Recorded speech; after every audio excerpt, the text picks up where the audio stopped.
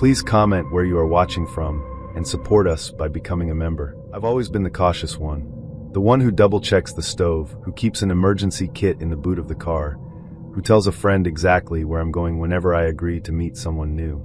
But when I moved to Devon 6 months ago, trading London's noise for sheep pastures and misty lanes, I started to think maybe caution had turned into isolation. So I downloaded a dating app.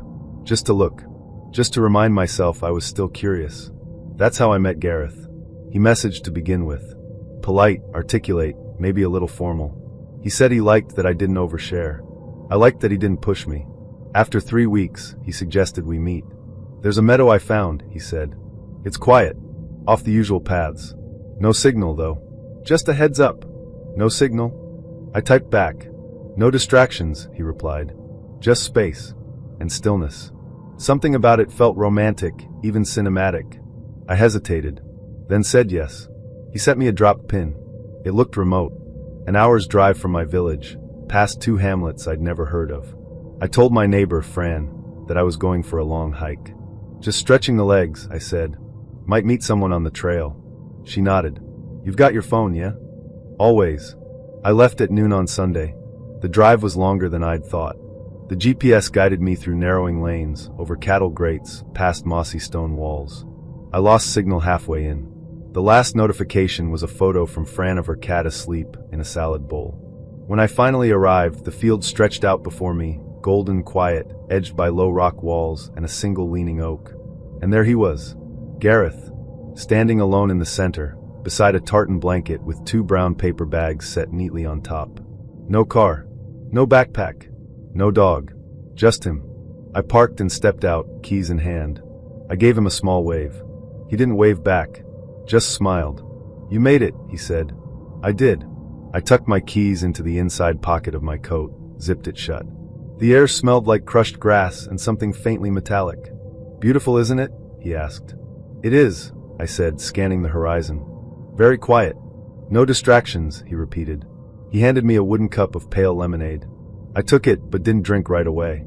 I wasn't thirsty. We sat. He cross-legged, me perched on the edge of the blanket.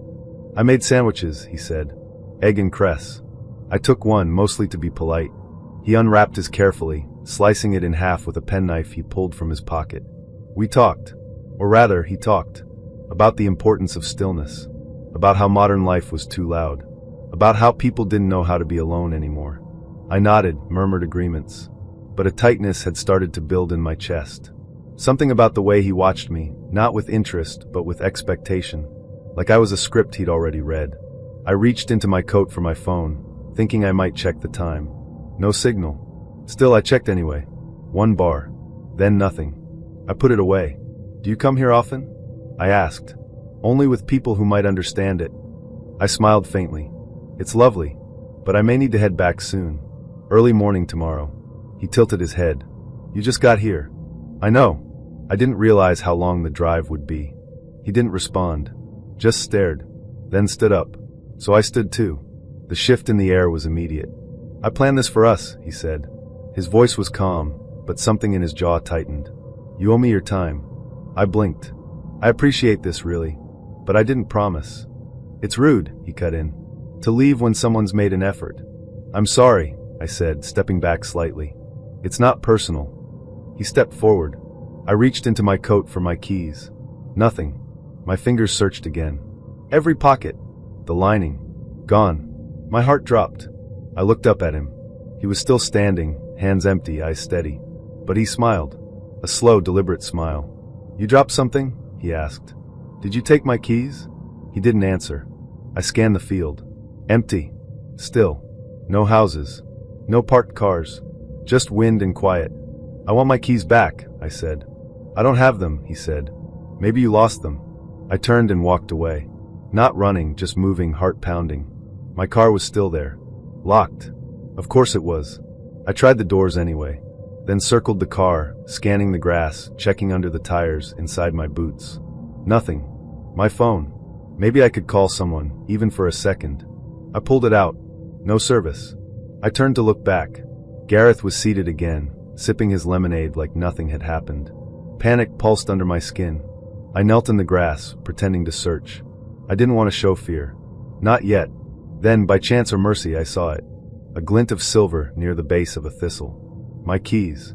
I snatched them up, heart racing. I didn't look back. Didn't speak. Just walked. Steady. Deliberate. Back to the car. I didn't run until the engine turned over.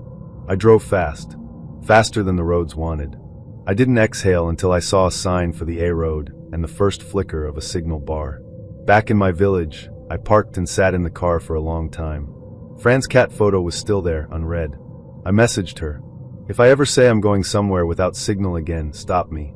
Then I blocked Gareth, deleted the app, and moved my keys into the tiniest zipped pouch I could find. I don't say yes to blind dates. Not because I'm above them. Just because I've spent enough time around well-meaning friends to know that he's different usually means he owns a gong. But this time I said yes. Because my friend Lisa wouldn't shut up about it. Because I'd just finished a 6-week detox from dating apps. Because I was bored. He's a guide, she said, in the same tone someone might say, he's a pilot. I asked guide where. She said, to Truth.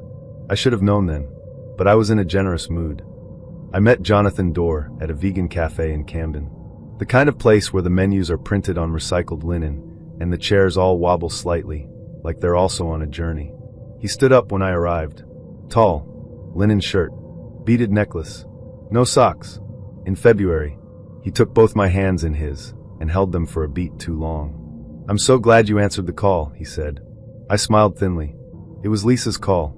I just picked up. He laughed loudly, too loudly for 10 a.m. on a Sunday. We sat. He ordered a turmeric latte and a plate of raw seed crackers. I ordered black coffee and toast. He looked pained. Toast can be a metaphor for resistance. I said, so can lattes. He smiled. See, you're already opening. The conversation started out fine. He asked about my work. I'm a neuroscience researcher with a focus on cognition and decision-making. He nodded slowly, like I'd just confessed to stealing souls. That makes sense, he said. You live in the mind. I live in the field. The field, the energetic field, the body, the breath, the memory of the earth. I sipped my coffee. He continued. I help people realign with their knowing. I unstick their patterns.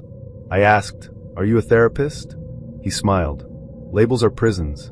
I said, but degrees are useful. He didn't laugh. Things took a sharp turn around the time the waiter brought our food. Jonathan tilted his head and said, can I offer you something? I said, as long as it's not unsolicited feedback. He grinned. I'd like to give you a spiritual diagnosis. I blinked. A what? He reached into his satchel. Of course he had a satchel, and pulled out a small obsidian stone. Then he placed it gently on the table, next to my toast. You hold tension in your jaw, he said. That usually means unprocessed shame from childhood. I chew gum, I said. He nodded solemnly. A coping mechanism.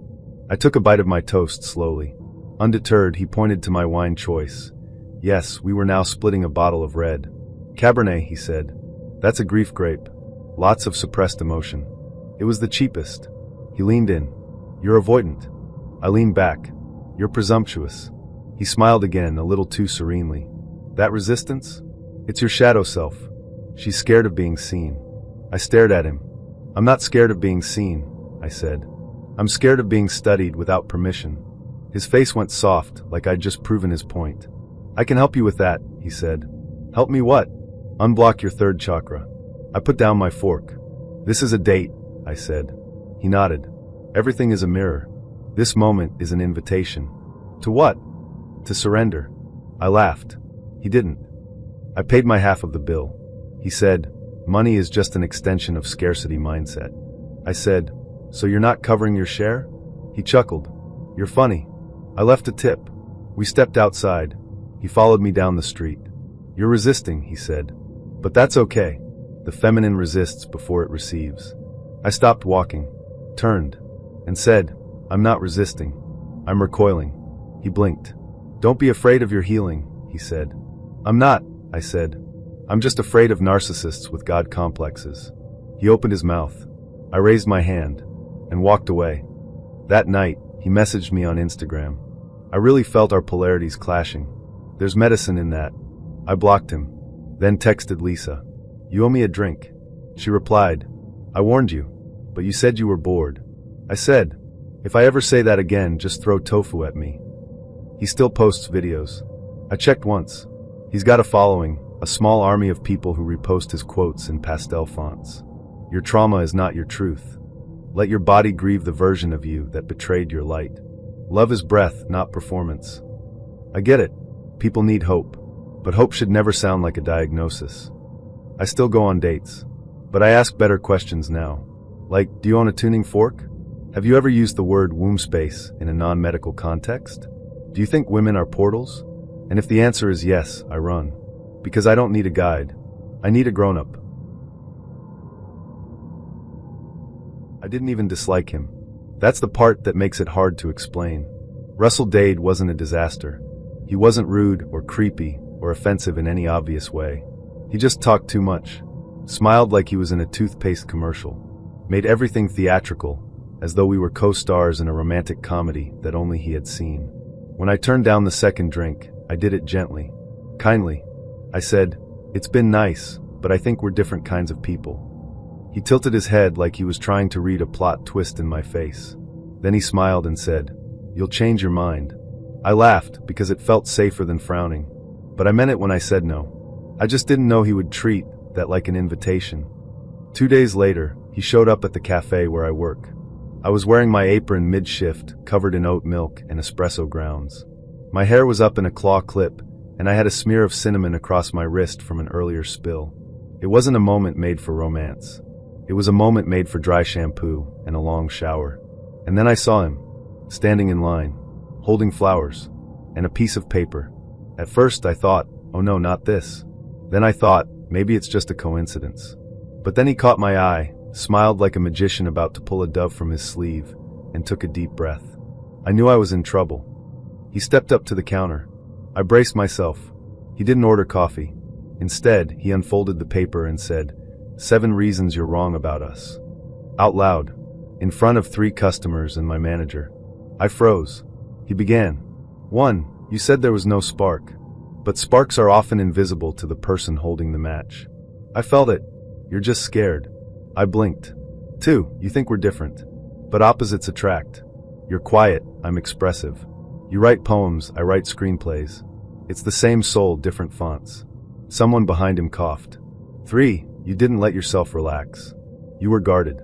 That's not your fault. It's society. But I saw through it. My manager, Kara, stepped forward. Sir, we're kind of busy. He held up a hand. Just a minute. I'm almost done. Kara looked at me. I shrugged, mortified. He continued. 4. You smiled when I said you'd change your mind. That's not nothing. I wanted to crawl into the espresso machine. 5. You didn't block my number, which means part of you wanted this. I had. I just hadn't gotten around to it yet. 6. I brought you flowers. Not gas station ones. Real ones. Gerber daisies. You said you liked them in your bio. I had. Once. 3 years ago. 7. I believe in us. Even if you don't yet. He finished with a flourish. Held out the flowers. The cafe was silent. Someone's cappuccino was hissing in the background like it was judging us all. I said very quietly, Russell. This isn't okay. He blinked. I just needed to say it. I stepped back. I already gave you an answer. He smiled, faltering. Yeah, but I thought if I just showed you. You did. And? I still mean no. His face changed. Not angry. Just confused. As if rejection made no sense in the face of such performance. But I was respectful, he said. I didn't yell. I brought flowers. I'm being vulnerable. You're being loud, I said. And I'm working. He looked around. People were watching. He lowered his voice. This isn't how it's supposed to go. I nodded. Tell me about it. He left the flowers on the counter. Walked out with the script still in his hand.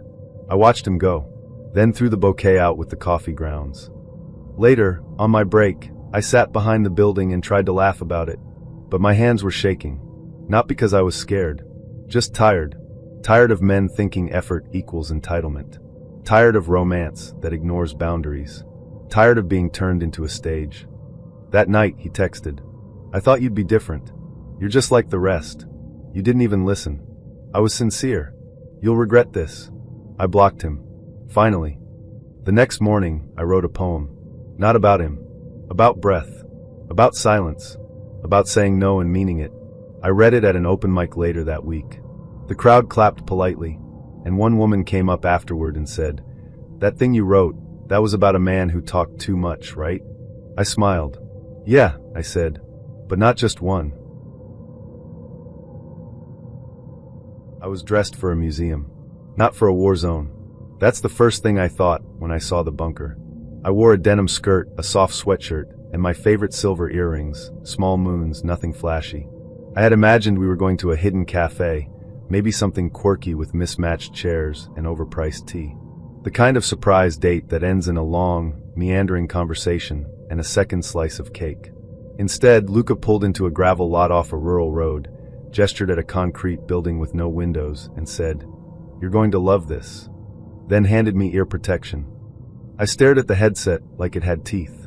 "What is this?" I asked. He grinned. "Shooting range. Indoor.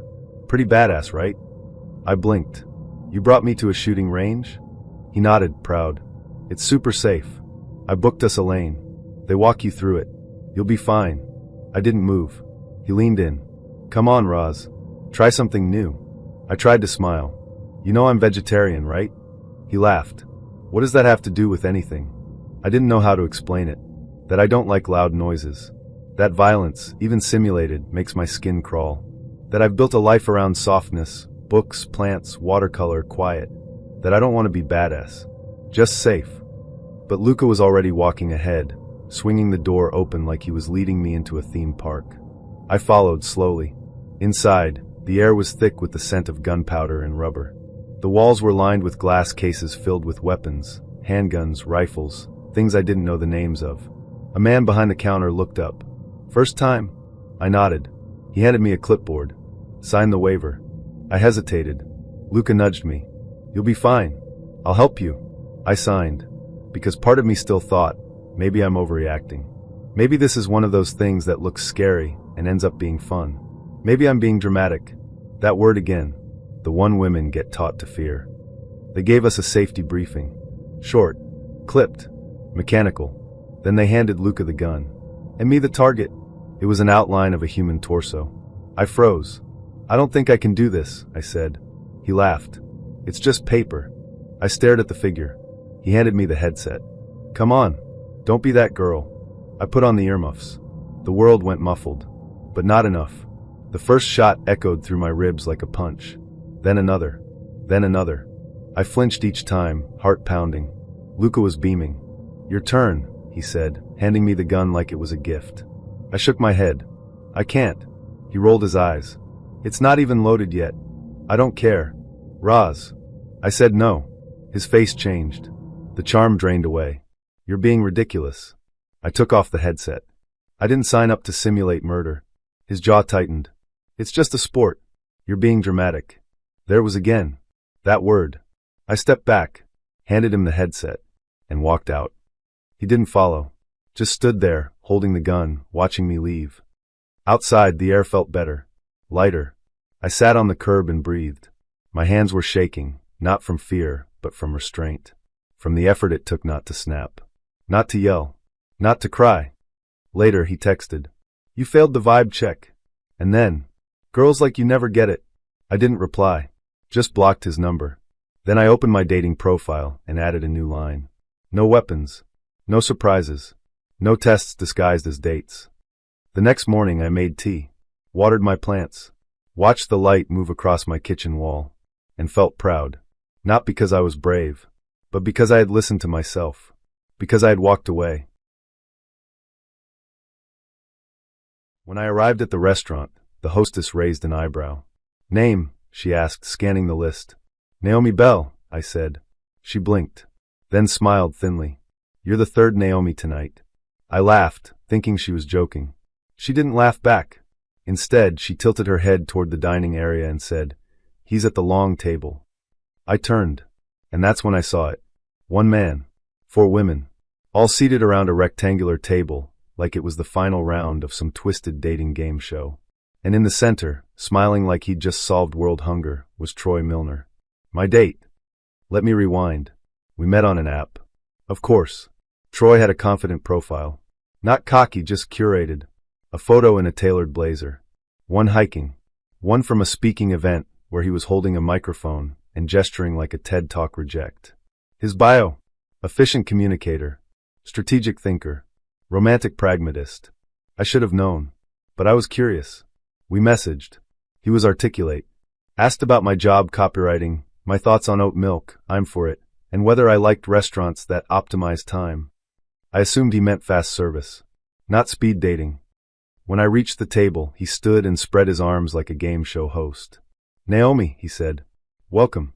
The other women turned, all varying degrees of confused. I smiled tightly. What is this? He gestured to the chairs. A date. I blinked. With all of us? He nodded. Why not? Saves time.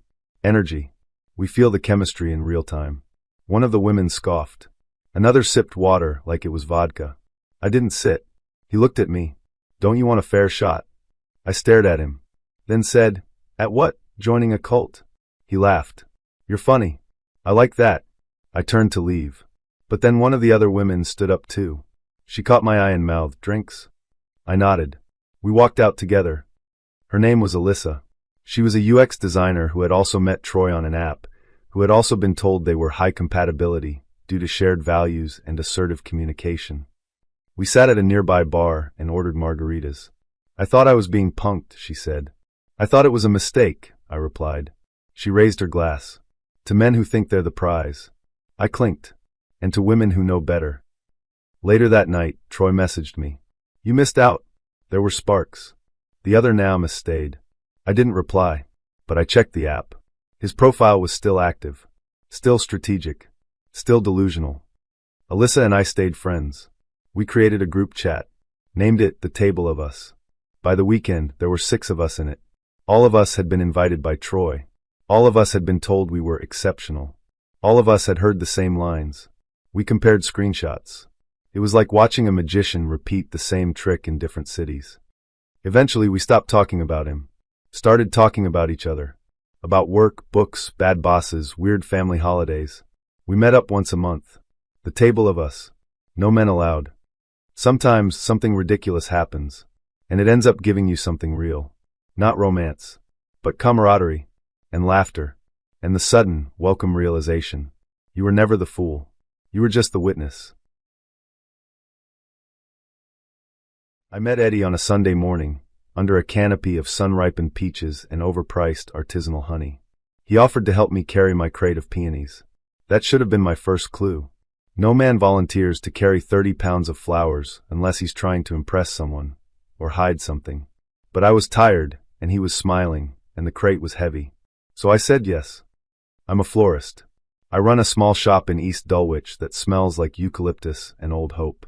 I believe in good arrangements and better meet cuties. I've built a career around beauty, which means I'm always slightly suspicious of it. But Eddie had that warm, approachable kind of handsomeness, the kind that doesn't feel like a trick. He said he was starting over.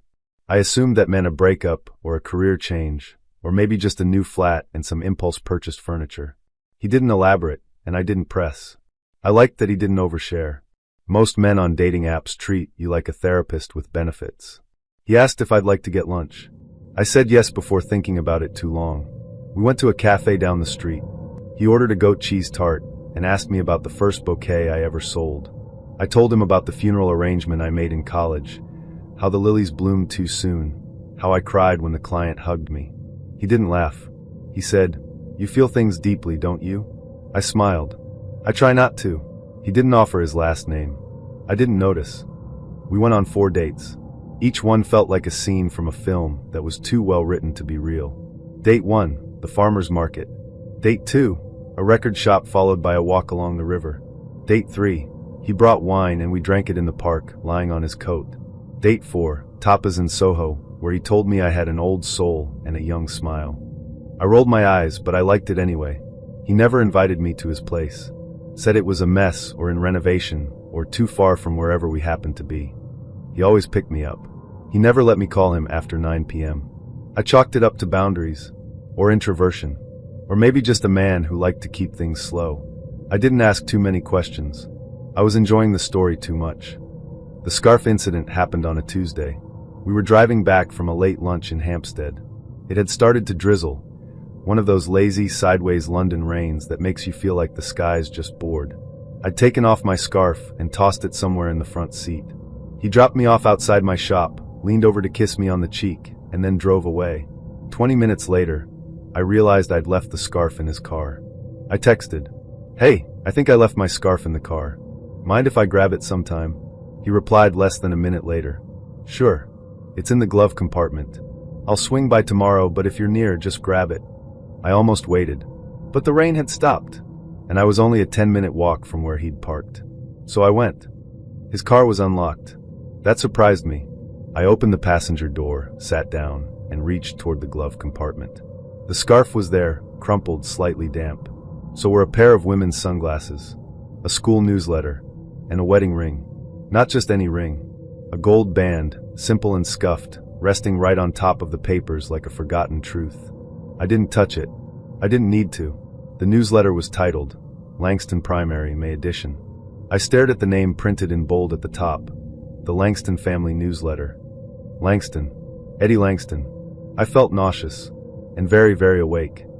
I closed the glove compartment slowly, walked back to my shop, locked the door behind me, sat behind the counter, and stared at a bouquet of tulips that suddenly looked ridiculous. Then I texted him, "Your wife must love the peonies." He didn't reply. I didn't expect him to. 30 minutes later, his number went out of service. I didn't cry. Not at first. I just felt cold, like I'd been standing outside the whole time, and didn't realize I was soaked until I stopped moving. I told Maya, my best friend, the next morning. She listened. She didn't interrupt. She didn't say, "I told you so." When I finished, she just said, "God, I hate men named Eddie." We laughed. It wasn't funny, but we laughed anyway. For a week, I replayed every moment. The way he never let me take photos of us. I looked terrible on camera. The way he always had an excuse to leave early. The time he got a call in the middle of dinner, stepped away, and came back saying, "Sorry, just work stuff." He'd been married the whole time. Had children. A school newsletter, for Christ's sake. I wondered what he told his wife. I wondered if she knew. I wondered how many other women had sat in that passenger seat and reached for the glove compartment thinking they'd find something small and harmless. I didn't report him. He hadn't broken any laws. Just my trust. And maybe his vows. I didn't want to be the woman who called and said, "Your husband kissed me on a tartan blanket in Hyde Park." I didn't want to be part of her unraveling, even if mine had already begun. Instead, I did what I always do when something hurts. I arranged flowers. I made a bouquet called Closure. Peonies naturally. Dahlias for strength. Blue thistle for protection. A single forget-me-not, tucked where only I could see. I didn't sell it. I kept it behind the counter for a month. 2 weeks later, a woman came into my shop. She was tall, with tired eyes and a wedding ring. She asked for a bouquet, something bright. My daughter's got a recital. I asked her name for the order slip. She said Langston. My stomach turned. I looked at her hands, then at her face. I didn't say anything, just made the bouquet. Tulips and sunflowers wrapped in soft paper. When I handed it to her, she smiled and said, "These are beautiful. I'm glad I found this place." I said, "So am I." She left. I never saw her again. Sometimes I wonder if she knew. Sometimes I hope she doesn't. Sometimes I hope she does. I still believe in meet cuties. But I keep my eyes open now. I ask last names. I check glove compartments. And I never, ever assume that a man carrying flowers understands what they mean. The thing is, he was nice. I need that on record. Before everything else. He was attentive. He asked questions. He listened, or at least seemed to. He didn't interrupt, didn't brag, didn't make me feel like I had to earn the space I was taking up.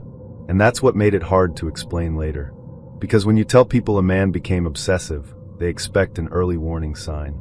A twitch, a flinch, a red flag you ignored. But Callum Sykes smiled softly, laughed at his own awkwardness, and told me he liked lemon cake because it reminded him of his grandmother. He seemed harmless. Until he wasn't. We met the way people meet now, an app. His messages were simple. Just enough punctuation to feel thoughtful, not so polished that I felt like I was being interviewed. He asked about my work, I'm a graphic designer, and didn't respond with, "Oh, so you're an artsy type, like so many others." He said, That's cool. I'd love to see how your brain works. Which felt flattering at the time. We agreed to meet for coffee. Low stakes. Daylight. Table between us. Safe. The date was nice. That's the word I keep coming back to. He was a little too eager, but not in a way that made me uncomfortable. Just leaning in too often. Smiling a little too hard when I spoke. Laughing too loudly at jokes that weren't really jokes. We shared a slice of lemon cake. I offered the last bite. He declined. He said, I want you to have it. I said, we can split it. He said, you're generous. I like that. By the end of the hour, I was ready to go. Not because anything was wrong. Just because I'd had enough social energy for one afternoon. Outside, he offered to walk me to the station. I didn't say no. It was raining lightly. He held his coat over both our heads. Cute, if you're in the mood for that kind of thing. At the station entrance, he paused. I knew what was coming, so I stepped back and smiled gently. Not tonight. Let's take things slow. I said it kindly. Not as a test. Not as a rejection. Just a boundary. He nodded. Smiled tightly. Of course, he said. And I thought that was it. Until my phone buzzed. 30 minutes later. Just wanted to say I had a great time. I replied, me too. Thanks for walking me. 2 minutes later. Was worried I read the signals wrong. Did I do something wrong? I didn't reply right away. Then, you seemed really into it. I just want clarity. Followed by, please don't ghost me. You're not like other girls. Please don't be like other girls. I just want to understand. I felt something. Did you? By the time I got home, I had 12 messages and 32 missed calls. I stared at the screen, thumb hovering. I didn't feel scared. Not yet. Just confused, disappointed, and tired. I turned off my phone, ran a bath, let myself float for a while in silence. I tried to tell myself it was just poor judgment. An anxious guy. Maybe a bad day. Maybe he drank too much coffee. But part of me knew. Knew what this kind of need smelled like. Knew what it meant when a man turned your not tonight into a referendum on his worth. The next morning, I turned my phone back on. Instagram notifications flooded in. Callum had found me. He'd liked every public photo I'd posted in the last 2 years. All 143 of them. From my graduation photo to my niece's 3rd birthday party, to a picture of my avocado toast from 2018. I hadn't told him my handle, but it wasn't hard to find. My name isn't common, and my account isn't private. I use it to share design work sometimes. Most of the likes came between 1 a.m. and 3:30 a.m. I felt my stomach knot. It wasn't the volume. It was the intent. The digital equivalent of pressing your face against someone's window at night and saying, I just want to understand. I didn't respond. I archived all my posts. Set my account to private. Then I told myself to move on. He hadn't threatened me. Hadn't shown up. Hadn't sent anything violent or explicit. But that's the thing about obsession. It doesn't have to explode to be dangerous. Sometimes it just lingers. Fills the air like smoke. The messages continued. Not constantly, but enough. Hey, I just want to talk. Closure would be nice. You said we could take things slow. This feels like silence. I deserve better than being ignored. And then eventually, fine. I get it. You're just like the rest. I didn't reply, but I didn't feel done. Because I knew he wasn't. A week later, I ran into him. By coincidence, maybe. But it didn't feel that way. I was at a bookstore near my flat. The kind of place that smells like dust and ink and warm paper. I go there on Sundays. It's part of my routine. He was in the poetry section. He turned the moment I walked past. Maya, he said too casually. My breath caught. He smiled. Didn't know you came here. I didn't answer. Didn't ask what he was doing there. Didn't say it was public, sure, but also personal. He held up a book. I was just thinking about you. I nodded. I have to go. He stepped closer. Can we just talk? I shook my head. No. He looked wounded. Just 5 minutes. I don't owe you anything. He clenched his jaw. I was respectful. I walked you to the station. I didn't push. You called me 32 times. That's not respectful. His voice dropped. You could have just said you weren't interested. I did. He stared at me, then said, You're overreacting. I walked away. He didn't follow, but he didn't leave either. I watched him from the window. He stayed in the shop for another 30 minutes. Not reading. Just standing. I changed my routine after that. Different cafe. Different grocery store. I started carrying a small keychain alarm. I told 2 of my friends and sent them his photo. Just in case, I said. They didn't laugh. I didn't hear from him again. Not directly. But I saw he'd made a new account. Followed me again. Under a different name. Then unfollowed. Then followed again. Like he wanted me to know he was still watching. Still there. Still orbiting. It's been 6 months. I haven't been on a date since. I still check the locks twice each night. Still flinch when my phone rings from an unknown number. Still think about how quickly attention can turn into possession. Still hear his voice when I try to explain why he didn't touch me isn't the whole story. Because what he wanted wasn't sex or romance or connection. What he wanted was control, and I didn't give it to him. I still believe in kindness, but I no longer mistake insistence for sincerity. And when someone says, "You're not like other girls," I say, "Good," and leave. I've had bad dates before.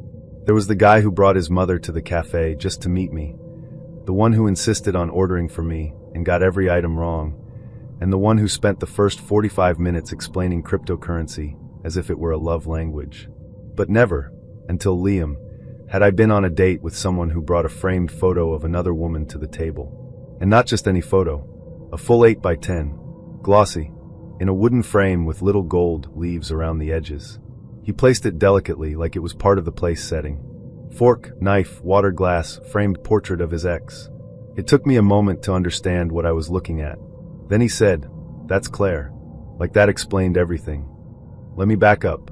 I met Liam through a book club for people who didn't actually read the books. We were both members of an online forum about modern fiction, and when someone posted, "Let's meet up IRL," I went. I was new to the city. I needed faces, not just usernames. Liam was one of the first people I noticed. He was tall with the kind of rumpled, academic look that only works if you're actually smart, which he was. He quoted Baldwin and Atwood and made jokes about how dystopian it is to scroll dating apps while reading 1984. He asked thoughtful questions. He didn't interrupt. He laughed at my sarcasm instead of trying to one-up it. So when he asked if I wanted to grab dinner sometime, just us, no book guilt, I said yes. He chose the restaurant, a quiet French bistro tucked away behind a florist and an antique shop. The kind of place that feels like a secret. I arrived early as usual. He was 5 minutes late, carrying a canvas tote bag and looking slightly breathless. "Sorry," he said. "Had to run back for something." That something turned out to be Claire. The moment he placed the photo down, I thought maybe it was a prank, or a performance art piece, or some strange tribute to a dead sister. He saw me staring. "She's beautiful, isn't she?" he said. I nodded slowly. "Who is?" "My ex," he said. "Claire. We were together for 6 years." I blinked. "Oh, I managed." "She passed away," he added. I softened. "I'm sorry." "Don't be," he said. "I mean, yes, thank you. It's been 2 years. But I like to keep her close." I stared at the picture. Her smile was perfect. A little too perfect. Like a stock photo of happiness. He must have read my face. "She was a photographer," he said. "Took that on our trip to Santorini. Set the camera on a timer. We hadn't even showered yet. Isn't that wild? You'd never know." I nodded. "She looks kind." "She was," he said, eyes not on me. "She once rescued a squirrel from a bicycle tire. Nursed it back to health. Fed it blueberries from a spoon." I smiled politely. The waiter arrived. Liam barely looked at the menu. "We'll have the duck," he said. "Unless you're vegetarian?" I wasn't, but I hated being ordered for. "I'll have the trout," I said. He nodded, unbothered. Then turned back to the photo. Claire loved trout. She used to say it was the underdog of fish. I took a sip of water. For the next 20 minutes, he told me stories about their life together. The time they got locked in a museum after hours. The picnic that turned into a thunderstorm. The inside jokes I didn't understand, but pretended to enjoy. I kept waiting for the moment he'd shift gears, ask me something, anything about my own life. It never came. Eventually I said, "So, what made you want to start dating again?" He looked surprised, as if I'd interrupted a monologue. "I think Claire would want me to," he said. "That's generous of her," I replied. He chuckled. "She always said I was too charming to be alone for long." I forced a smile. "She used to call me a handsome disaster." I nodded. "And are you? A disaster?" "Depends on the day." He sipped his wine. By the time the food arrived, I was already planning my exit. I'd been on enough dates to know when someone isn't looking at you, they're looking through you, at a memory they haven't finished editing. He ate quickly, talked more, about how Claire loved the smell of old books, how she once painted their entire bedroom in one night, barefoot and high on espresso, how she cried during commercials.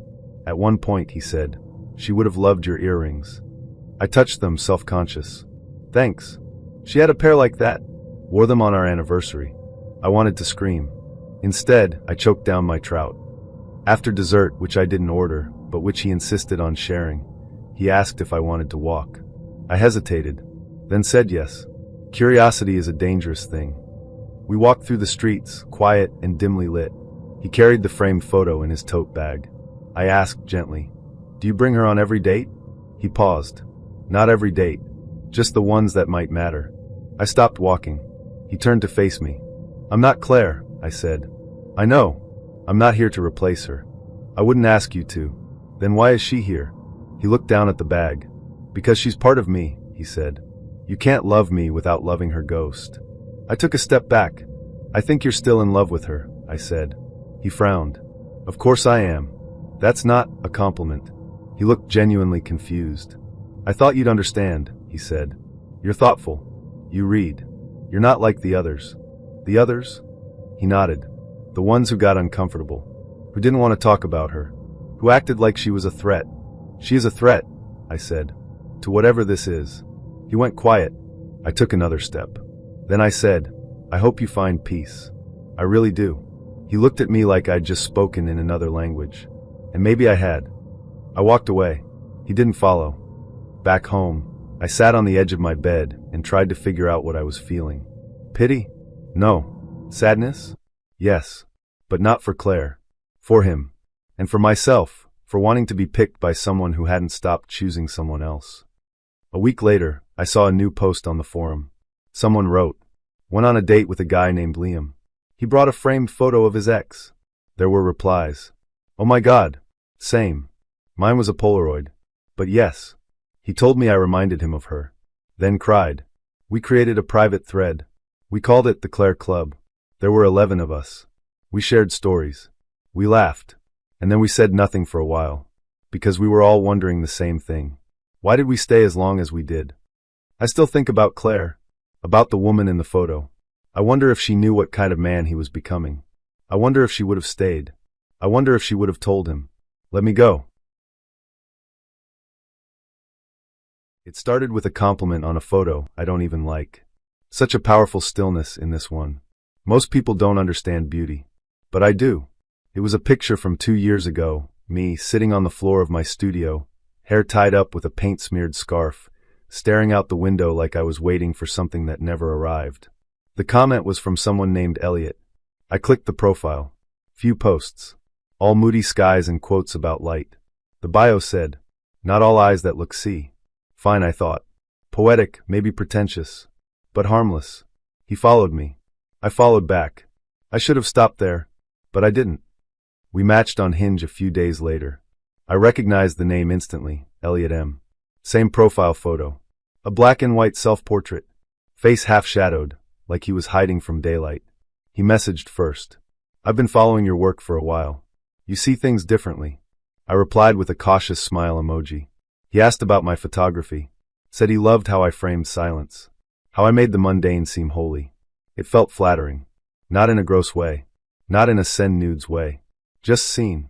And for someone who lives behind the lens, always documenting others, that felt rare. We texted for 2 weeks before meeting. He was articulate. Respectful.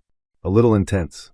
He sent voice notes at night, low, soothing, like he was whispering into the space between my shoulder blades. He said things like, "I think your eye is the kind that aches when it's not capturing something real." And, "I bet you sleep with one arm across your stomach. Like you're holding yourself." He wasn't wrong. It was just unnerving that he knew. Our first date was a rooftop bar in Shoreditch. He wore all black. Soft-spoken. Smelled like cedar and something faintly medicinal. He didn't try to kiss me. But he did brush my hand when he passed me a napkin. And when I laughed at something he said, he looked at me like he was memorizing it. The second date was at my studio. He brought red wine and strawberries. We sat on the floor, legs tangled, talking about art and intimacy and why people share so much online. There was tension, slow and low-burning. Not urgent, but close. We didn't sleep together that night, but we kissed. Deeply, slowly. His hand at the back of my neck, thumb brushing the edge of my jaw. When he left, he said, "You're not like what you show. You're softer, sadder." I didn't know whether to thank him or correct him. Then one night, I was scrolling through my followers.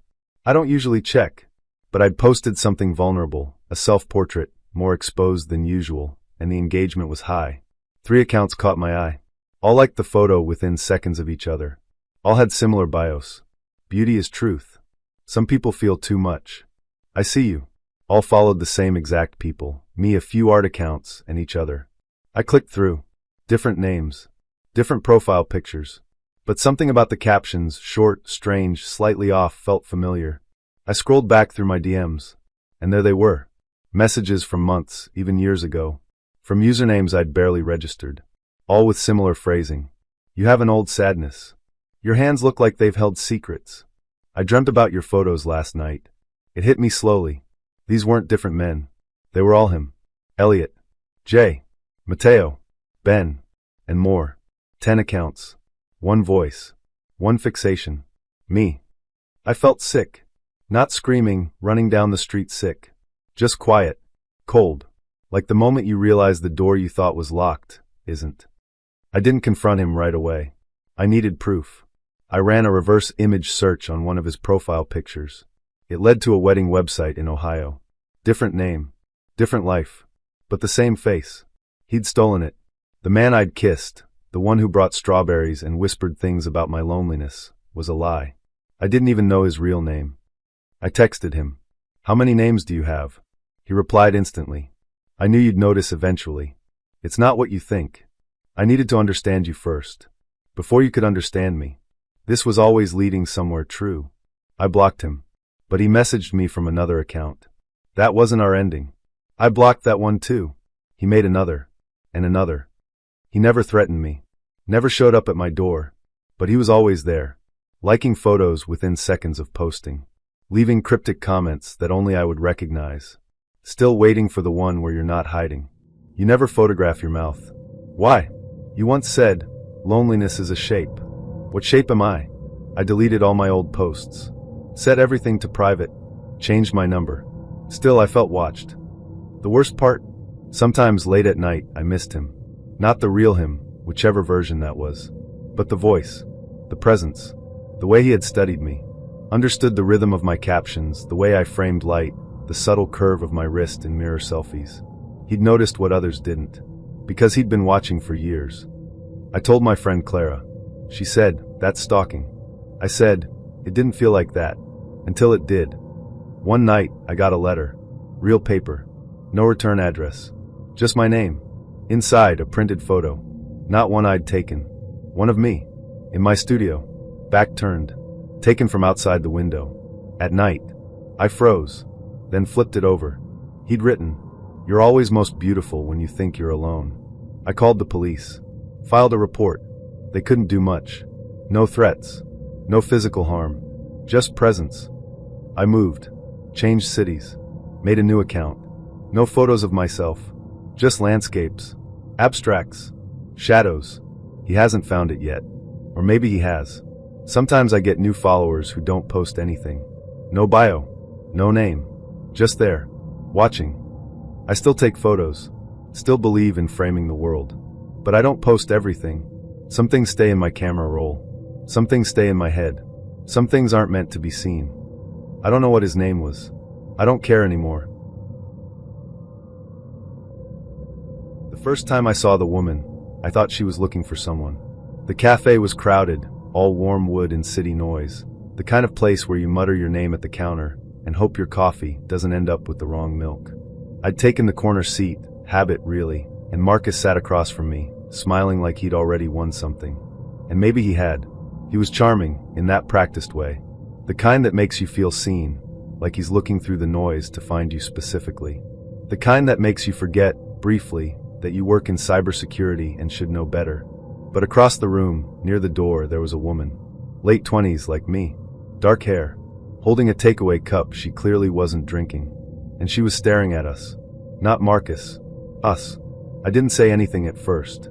Didn't want to feed the part of my brain that always assumed the worst. But when I got up to use the bathroom, she followed me. And everything changed. Let me start at the beginning. His name was Marcus Vale. Or at least, that's what he told me. We met on an app called Lens. One of those curated dating platforms for intentional people. Whatever that means. His profile was simple. A photo of him on a rooftop in Prague. A quote from Thelonious Monk. A line that said, "I like people who ask interesting questions." His messages were thoughtful. He didn't open with "hey" or "what's up" or something that made me want to delete the app and go back to watching documentaries alone. He asked about my work. I told him I was a senior analyst for a cybersecurity firm. He didn't flinch. Most men either got weirdly impressed or weirdly insecure. He just said, "That explains the precision in your syntax." We joked about true crime podcasts and obscure jazz albums. He sent me a playlist. I actually liked it. We swapped memes that didn't feel pulled from the main page of Reddit. And I'll admit it, I swooned a little. I've always had a soft spot for clever men. The ones who know how to stitch humor into intelligence. The ones who read you like a novel, but don't try to rewrite the ending. Our first date was at a bookstore cafe. He brought me a copy of a poetry collection I'd mentioned in passing. Said he found it in a second-hand shop and thought of me. I told myself not to be impressed. I failed. The second date was a rooftop bar. He wore a navy coat and drank whiskey without theatrics. Told me he liked the way I looked when I was thinking. Said it like it was a secret. By the third date, I was already imagining a fourth. Then came the woman. In the bathroom, she didn't introduce herself. Didn't ask if I had a second. She just said, "His name's not Marcus." I stared at her. "I'm sorry. It's Daniel. Daniel Quinn." He told me the same stories. Same favorite album. Same jokes. I blinked. I dated him. Briefly. A few months ago. Until I found out I wasn't the only one. I didn't know what to say. My brain split into two. One half filing this as a misunderstanding. The other opening every mental drawer labeled instincts and red flags. "Are you sure?" I asked. She nodded. He told me his sister lives in Bristol. That he majored in comparative lit. That he was allergic to strawberries. Any of that sound familiar? All of it did. I thanked her. She left without saying anything else. When I returned to the table, Marcus, Daniel, was scrolling his phone. He looked up and smiled. "Everything okay?" I sat down slowly. "What year did you graduate from university?" He paused. 2009. I tilted my head. "You told me it was 2011. He blinked. "Did I?" I kept my voice even. "What city does your sister live in again?" He hesitated too long. "Leeds." I didn't flinch. Just looked him straight in the eye and asked, "How many of us are you talking to right now?" He didn't answer. He just picked up his coat, his phone, and walked out. Didn't look back. Didn't message. Didn't block me. Because he didn't need to. He'd already moved on. I'm not proud of what I did next. But I'm not sorry either. I ran a search, obviously. Used what I had, a phone number, some metadata from our chats, a photo I reverse searched through private tools. It took me a day. His real name was Daniel Quinn, 34. No criminal record, no LinkedIn, no public footprint worth a damn. But he was clever. Used different names on different platforms. Rotated profile pictures. Changed his Spotify username weekly. But patterns don't lie. I found at least 9 profiles. Different names, same phrasing. Same curated likes. Same string of women commenting. Such a great first date. Thanks for the book rec. Let's hang again. I messaged 3 of them. 2 replied. One of them had dated him for 6 weeks. Never saw his flat. He always picked her up. She found out he was still on apps when a friend matched with him under a different name. The other woman had met him twice. Said he told her she was refreshing, that she made him feel calm. Then ghosted her after she asked for his last name. I created a spreadsheet. It wasn't revenge. It was self-preservation. A week later, I saw him. Different cafe. Different woman. Same coat. He didn't see me. She was laughing. He was leaning in. I watched invisible. And for the first time, I wasn't angry. Just tired. Because I realized this wasn't about me. It wasn't even about them. It was about him. The control. The symmetry. The illusion of deep connection without the mess of actual intimacy. He didn't want to know us. He wanted to be known. I've told this story 3 times now. Once to my best friend, who made me tea and said, "You should write about this." Once to a stranger on Reddit, who posted about being catfished and needed to feel less alone. And once to myself in the middle of the night, when I started to believe maybe I'd imagined it all. But I didn't. And I won't. Because I still believe in connection. But I also believe in firewalls. In screenshots.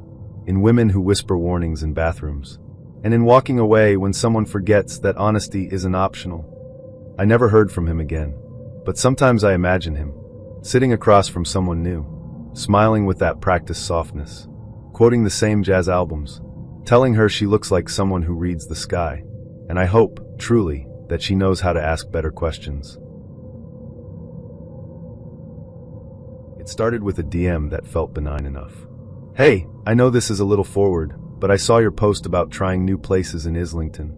There's a great little Italian spot I've been meaning to check out. Want to join me?" His profile was clean. A few photos, one hiking, one in a suit, one blurry shot of a dog that may or may not have been his. His name was Derek.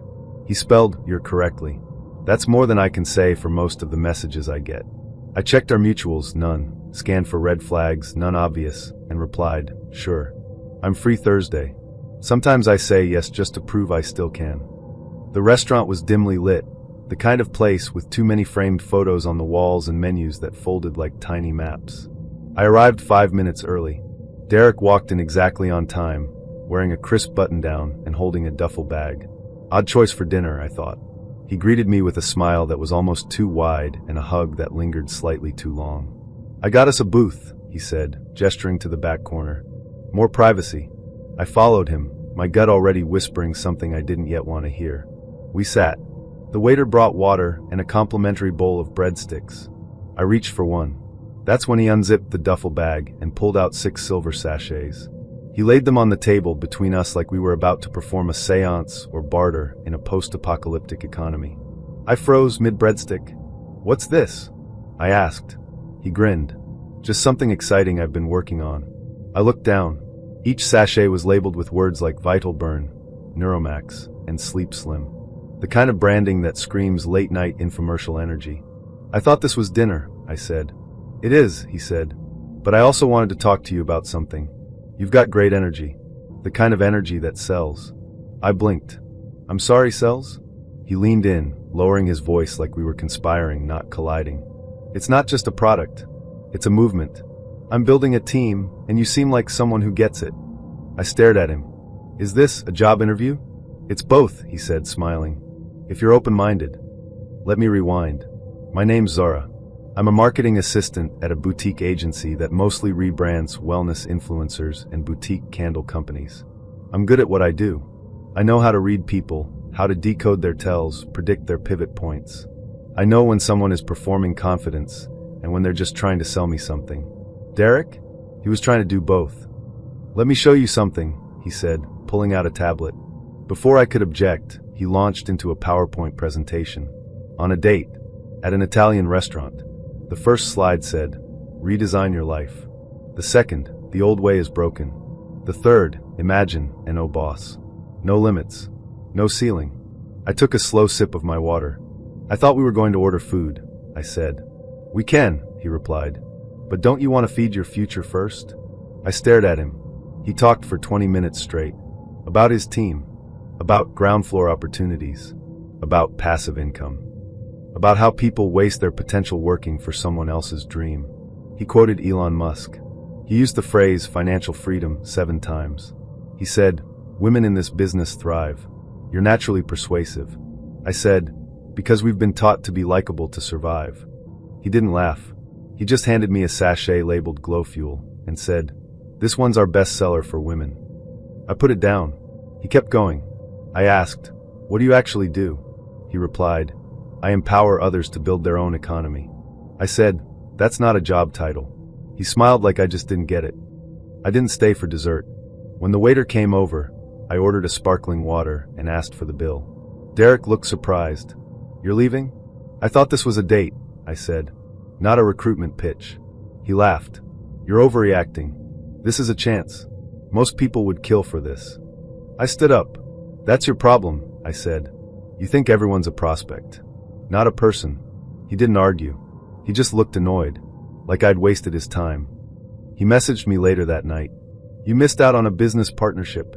Women with your attitude never get rich. I blocked him, then told my friends. We laughed, until one of them said, "Wait, was it Derek with the sachets?" And another replied, "Oh my God. He took me to a sushi place.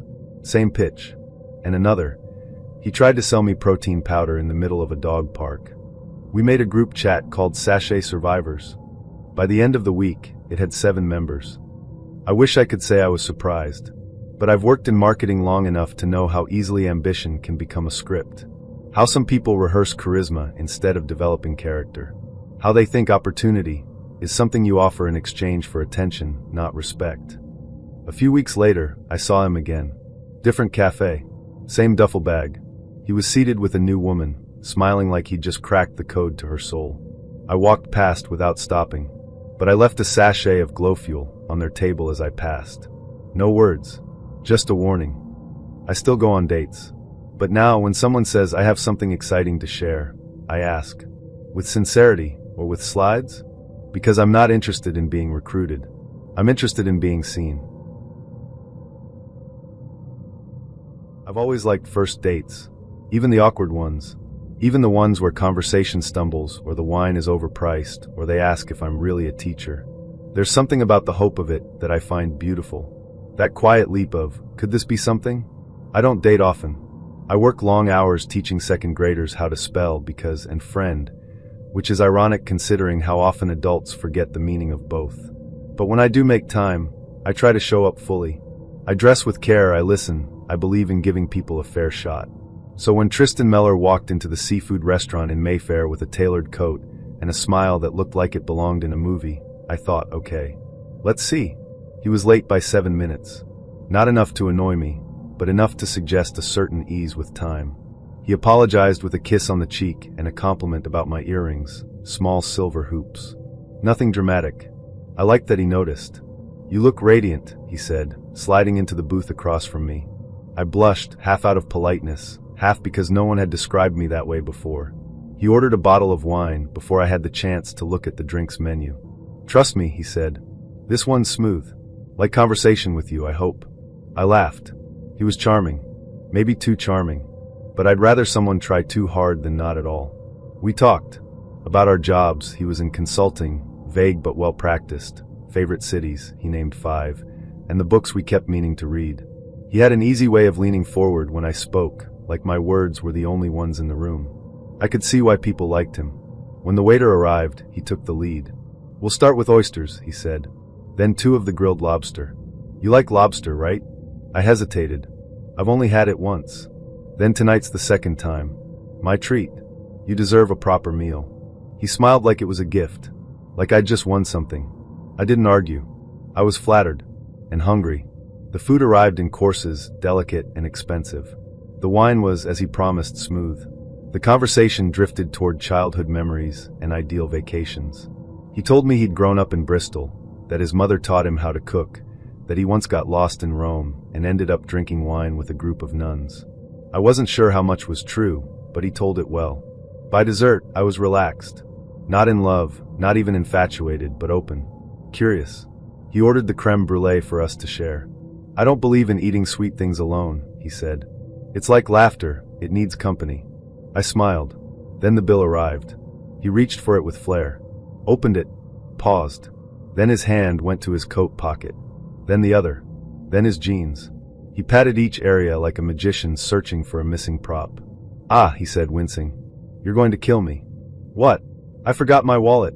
I blinked. He looked sheepish. I feel like an idiot. I was rushing out of the flat. Thought I had everything. He closed the bill folder and slid it toward me. Could you cover this? I'll get you next time. I promise. Something in my stomach dropped. But I nodded. Sure, I said. He kissed my cheek again. You're amazing. Truly. Then he was gone. No lingering. No hesitation. Just gone. I opened the bill. £162. I stared at the number like it might change. Then I paid. The next morning I checked my phone. Nothing. No thank you. No, I had a great time. No Venmo request. Nothing.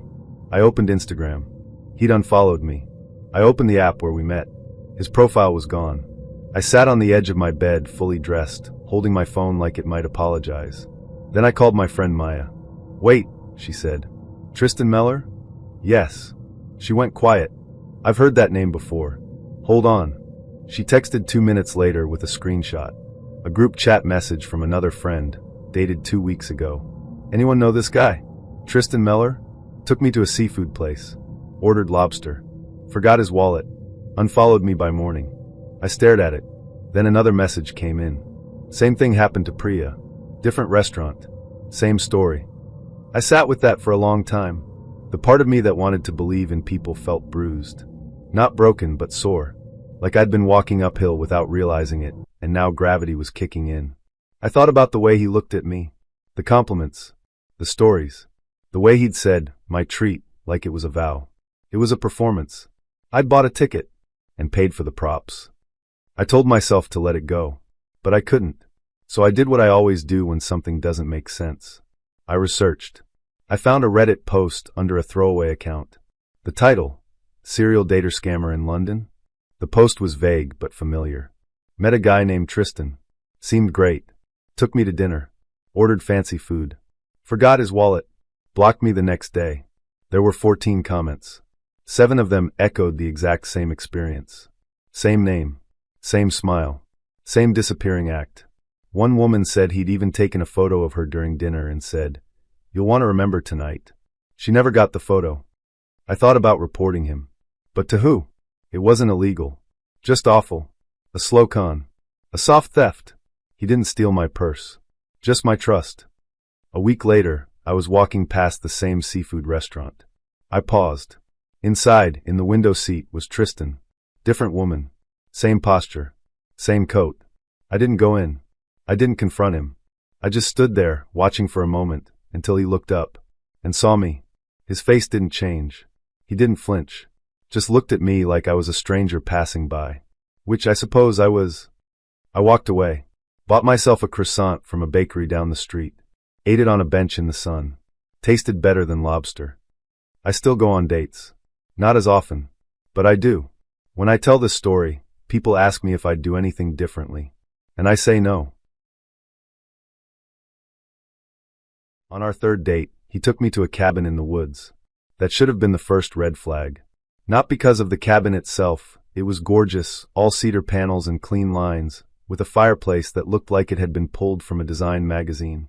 No, it was the phrasing. "I've got a little place in the woods," he said. "Perfect for unplugging." Unplugging. That word always makes me nervous. It translates to no signal, no map, no quick exit. But I'd said I wanted to get away. I'd complained about the city, about the same conversations over the same cocktails in the same bars. And Theo, God, even his name was curated, offered something else. Something quieter. Intentional, he called it. We could just exist without all the noise. I said yes. Because I wanted to believe that stillness could be romantic. Because I wanted to believe that someone could want me without needing to perform it. Because he made me feel seen. Until I realized he was only watching. We left on a Friday. Theo picked me up in a car that didn't match him. Too practical, too clean. He said it was a rental. I didn't question it. He packed the trunk himself, a bag of groceries, a bottle of wine, and a box that he wouldn't let me open. "Surprises," he said with a wink. The drive was long. Longer than I expected. I lost signal an hour in. I should have said something. I should have asked for a pin drop or a backup charger, or literally anything that would have allowed me to find my way back later. But I didn't. Because I trusted him. Because he said, "You'll love it when we get there." Because he kept his hand on my knee for most of the drive, and I mistook that for safety. The cabin was beautiful. That's what made it worse. It wasn't the setting of a horror movie. It was the setting of an Instagram reel. Soft rugs, low lighting, artisanal candles with names like Smoke and Birch and Forest Memory. A stack of books on the coffee table with titles like The Art of Solitude and Digital Detox. He poured us each a glass of wine. Lit the fire. Cooked mushroom risotto like it was nothing. "I like feeding people," he said. I didn't know then that he also liked starving them. Not of food. Of certainty. That night, we sat on the couch, legs tangled, music playing low from a Bluetooth speaker. We talked about childhood fears. He said his was drowning. I said mine was being trapped. He kissed me softly. Said, I'd never trap you. That was the last thing he said before I saw the lock. It was subtle, built into the inside of the front door. Not a deadbolt or a chain. Those would have been too obvious. This was a switch, flush with the wood, barely visible unless you were looking for it. But I was looking, because I'd gone to get more water and noticed that the doorknob didn't turn. I tried again. Nothing. I tapped the wood. Solid. I looked out the window. Woods. Thick, dark, endless. I walked back to the living room. He was still on the couch, legs stretched out, sipping wine. Hey, I said, keeping my voice light. The door's stuck? He smiled. Not concerned. Not surprised. Just calm. Oh yeah, he said. It does that sometimes. It's old. You just have to jiggle it. I went back. Tried again. Jiggled. Still stuck. I returned. Still nothing. He stood, walked over, tried it himself. Nothing. He didn't look concerned. He looked amused. Finally, he said, maybe it's testing our trust. I laughed nervously. What? He looked at me like I was missing something obvious. You know, like maybe this is one of those things where the universe forces us to be still. To trust. That it'll open when we're ready. I stared at him. I'm sorry, I said. Are you serious? He shrugged. Why not? We've got food. Wine. A fire. What else do we need? A working door, I said. He smiled again. You're overthinking it. That night, I barely slept. I pretended to. I lay next to him, eyes closed, heart racing. At one point, I got up to use the bathroom. On the way back, I tried the door again. Still locked. I checked the windows. They didn't open either. Who designs a cabin with no escape? Who brings someone there and calls it intentional? Who thinks trust is something you prove with silence? The next morning, he made pancakes. Like nothing was wrong. He talked about the birds, the trees, the clarity that comes from boredom. He asked me about my biggest regret. I said, not bringing my car. He laughed. I didn't. We spent the day reading, or rather, pretending to read. I kept glancing at the door. He kept watching me glance. Every time I moved toward it, he said something to distract me. Can I read you this line? Do you want to try meditating together? Do you ever think about how much time we waste on other people's expectations? I started to feel like I was being studied. Like everything I said was being filed away. Like I was a test subject in a social experiment I hadn't agreed to. That night, I asked again, can we just call someone? He shook his head. No signal, remember? Then we should leave tomorrow. Early. He smiled. Or we could stay another night. Stretch it out. Really disconnect. I looked at him. No, I said. I want to go home.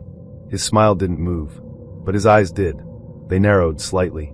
Like I'd failed a test I didn't know I was taking. At 3 a.m., I got up again. Tried the door. Still locked. This time, I checked the box he'd brought in the trunk. It was under the bed. Inside rope. Candles. Blindfolds. Nothing illegal. Nothing overtly threatening. Just suggestive. Enough to make my skin crawl. Enough to make me realize that I wasn't being hosted. I was being handled. Morning came. He made coffee. I didn't drink it. I said I had a migraine. He offered to rub my temples. I declined. Then I said, the door. One more time. He sighed. Naomi, I thought you trusted me. I didn't answer. Just looked at him. Long enough for the silence to stretch. Finally he stood. Walked to the door. Pressed something behind the frame. It opened. Easily. No resistance. No jiggling. Just open. I walked out without speaking. He followed. Don't be like this, he said. You're reacting. You're not seeing the bigger picture. I kept walking. He didn't stop me, but he didn't apologize either. Just stood in the doorway, arms crossed, watching. I walked down the dirt road for 30 minutes before I found signal. Called a cab. Didn't speak the entire ride home. He texted that night. You failed the test. Then, you could have had something real. Then, you'll regret this. I didn't reply. I just blocked his number. Then I posted a review of the cabin on every platform I could find. Locked in from the inside. Stay away. I don't know if he still rents it. Don't care. It took me a while to date again. Longer to sleep without checking the locks. Even longer to stop blaming myself for not running sooner. But I do sleep now. And I do date. And I always bring my own car. And I never trust a man who says, put your phone away. Let's unplug. Because sometimes the silence isn't peaceful. It's curated. He said it with a smile, like it was a compliment, as if the sentence wasn't wrapped in barbed wire. You're too smart to be single. I looked up from my wine, unsure whether to laugh or leave. He was already leaning back like he'd just delivered something clever, something generous. I said, "What does that mean?" He gestured vaguely. "You know, you've got the whole package. Brains. Ambition. I mean, you're a professor, right?" He said professor like it was a party trick. Like I'd mentioned I could juggle or recite pi to 50 digits. I nodded. "Yes. I teach linguistics." "Exactly," he said. "You're sharp. It's intimidating in a good way." There it was. The backhand. I said, "It's only intimidating if you're insecure." He paused. Smiled again. "That's what I like about you. You don't pretend." But that wasn't true. I was pretending all night. Pretending to be charmed. Pretending his jokes were funny. Pretending I didn't already know how the evening would end. His name was Nathan. He was a consultant. He said that often, like it explained everything. I met him at a charity gala. One of those events with string quartets and low lighting and too many awkward elbow touches. We were seated at the same table, between a retired judge and a woman who collected antique coins. He asked what I did. I told him. He said, "So you know all the big words?"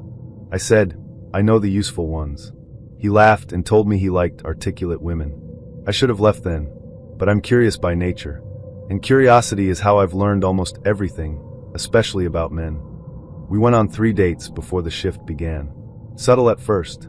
He'd interrupt when I answered questions, then rephrase what I'd said to sound more palatable. He'd translate me in front of friends. "She's talking about how language shapes thought. Basically, like if you don't have a word for something, you can't really think it. Isn't that wild?" He'd say things like, "That's what I love about you, your brain is like a machine." And I'd smile, but my stomach would twist. Because I didn't want to be a machine. I wanted to be listened to. One night, we went to a trivia bar. Not my idea. His. "You'll crush it," he said. I didn't want to crush anything. I just wanted to relax. But he insisted. We played on a team with 2 of his friends. I answered most of the questions. Geography, literature, pop culture, even sports, thanks to my brother's relentless obsession with baseball statistics. By the end of the night, we'd won a bottle of wine and a round of applause from the bartender. Nathan smiled, but it didn't reach his eyes.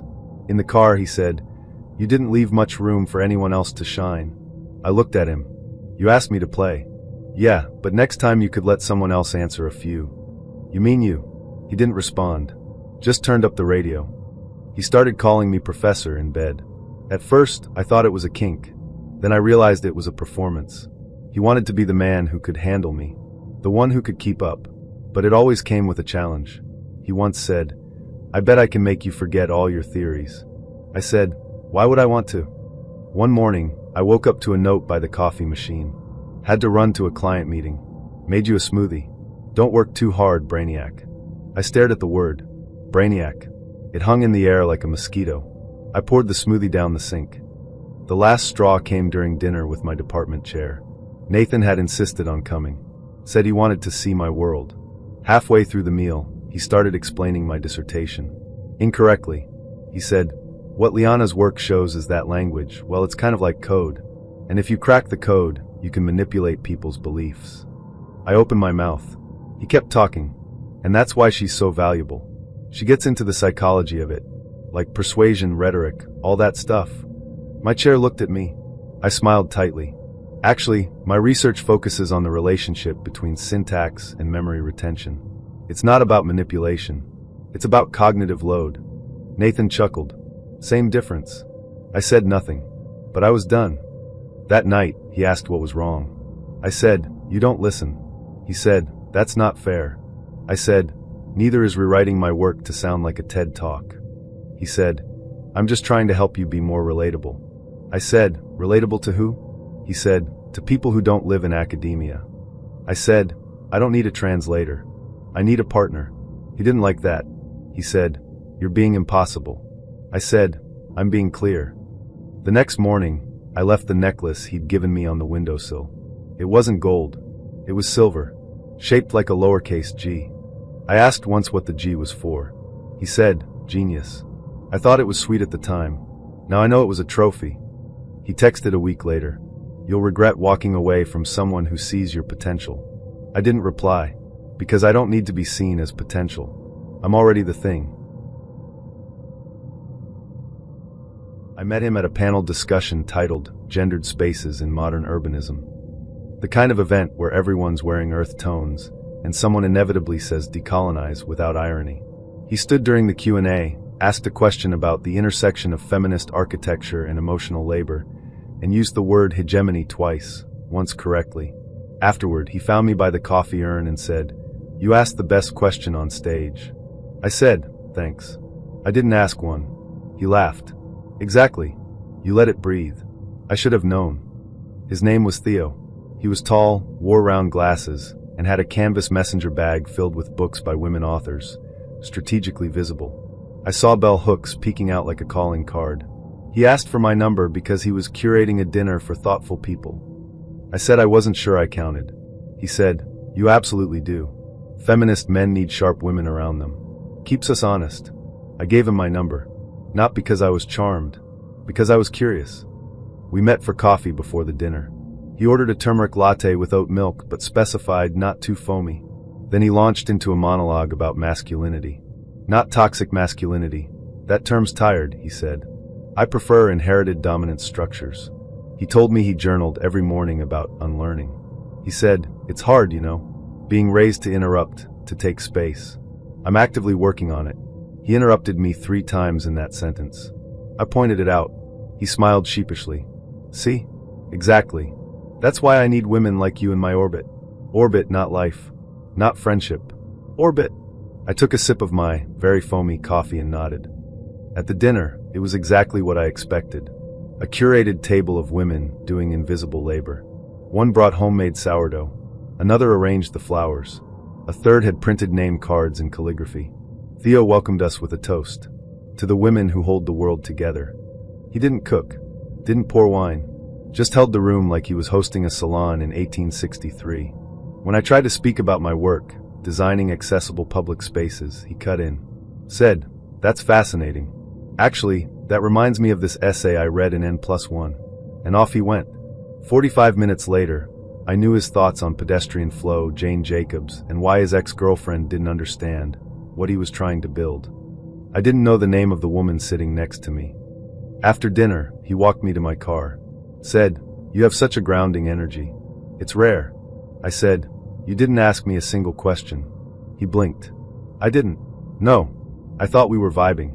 You were talking." "Oh," he said. "Wow. I guess I have more to unlearn." I nodded. "Start with silence." He texted the next day. "Hey, I hope I didn't take up too much space. I really valued your presence. You're the kind of woman who makes men better." I didn't reply, because I'm not a syllabus, or a mirror, or a tool for someone else's growth. A week later, I was at another panel. Different topic. Same chairs. I saw him in the back row. He raised his hand during the Q&A. Said, "I'm still learning when not to speak." Then spoke for 5 minutes. I've always believed that food is a language, maybe the only one I speak fluently. I'm not good at small talk. I'm not effortlessly flirty. But give me an open kitchen in a few hours, and I can make you fall in love. Or at least, that's what I used to think. That night, I'd made almond-stuffed ravioli. From scratch. I rolled the dough on my tiny butcher block countertop, kneading it until it was silky and elastic. I pulsed roasted almonds with ricotta and lemon zest in my food processor, tasting and adjusting until the filling hit that perfect creamy salty sweet balance. It took me the better part of the afternoon, and I enjoyed every second of it. Cooking calms me. It gives me control in a world where people cancel last minute, lie on dating apps, and forget to mention catastrophic allergies.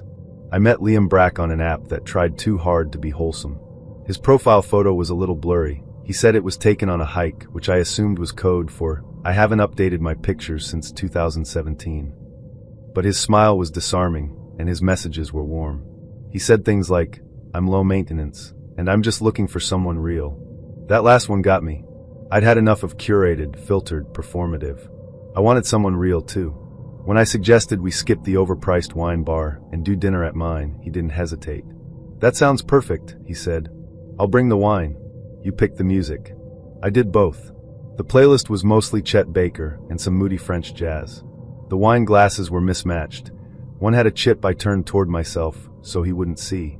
My flat isn't big, but it's warm, and it smells like butter and citrus and herbs most of the time. That night it smelled especially good, lemon zest, brown butter, a little sage. When Liam buzzed, I wiped flour from my hands and opened the door with a nervous grin. He looked better in person, taller, sharper jaw, eyes that crinkled when he smiled. Wow, he said, stepping into the hallway. It smells incredible in here.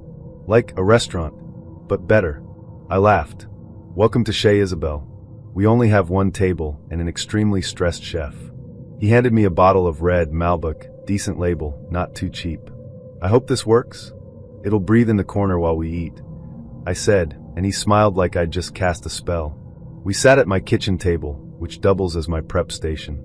I served the ravioli with sage butter and a dusting of Parmesan. He took one bite and closed his eyes. Holy shit, he said. Isabel, this is insane. You made this? From scratch. I said it casually, but inside I was glowing. You could charge $100 for this. Easy. I laughed. I'd settle for not burning the tart. Oh, there's dessert? Apricot almond tart. One of my favorites.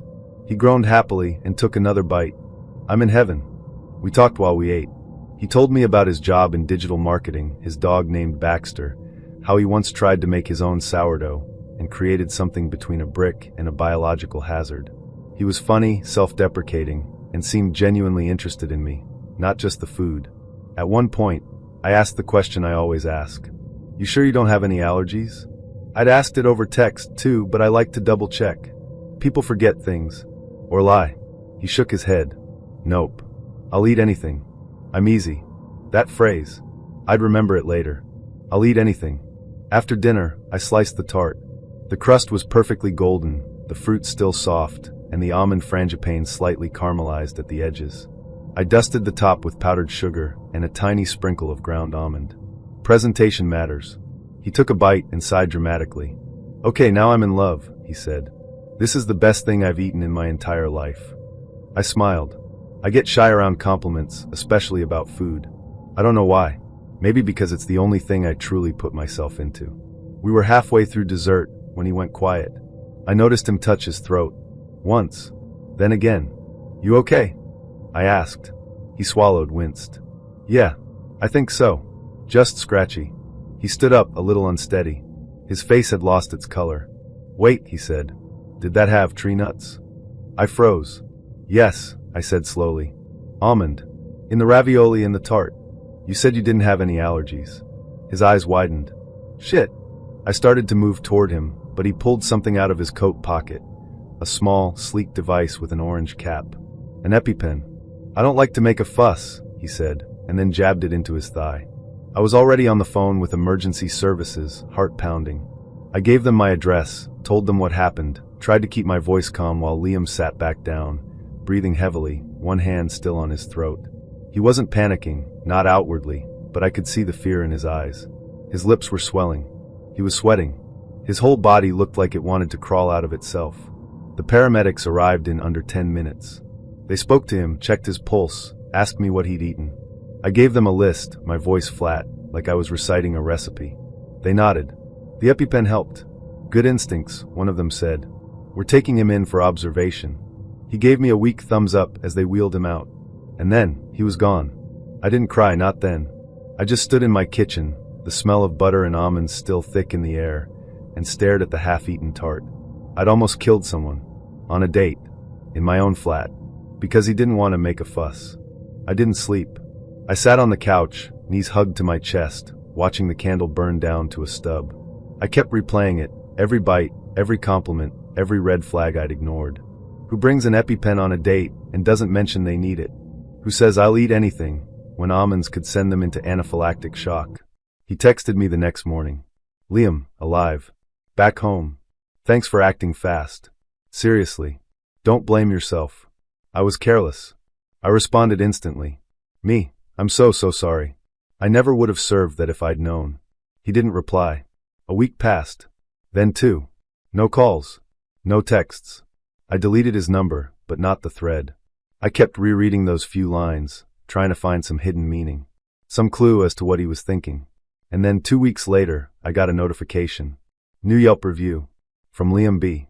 I didn't even know he had Yelp. I clicked the link with a sinking feeling in my gut. The food was extraordinary. The chef, talented and clearly passionate. Unfortunately, communication was lacking. When the dinner nearly became my last supper, she handled it with grace and urgency. 3 stars. 3 stars. I read it again. Then again. Not one word about forgetting to mention his allergy. Not one word about his mistake. Just a smirking little jab about communication. I clicked on his profile. He'd reviewed other places, 2 bars, cafes, even a dentist. His tone was always the same. Breezy. Smug. Slightly superior. In one he wrote, "Great service, but the bartender wore too much cologne." 2 stars. I closed the tab. I wanted to scream. Or throw something. Or message him and say, "Are you serious? You nearly died, and you left a passive-aggressive Yelp review like I overcooked your steak." But I didn't. I went into the kitchen, opened the baking cupboard, and pulled down the jar of almonds. And I threw them in the bin. I haven't cooked with nuts since. I met Toby Griggs on a Tuesday, which for me was unusual. I almost never agree to midweek dates. My freelance schedule is already a mess, and I like to preserve at least a few evenings for sketching or reading, or just being still. But Toby had this energy over text, this kind of quirky, fast-talking charm that made me think, okay, maybe. He suggested a rooftop bar in Shoreditch, said it had a great view of the skyline and killer cocktails. I said yes, mostly for the view.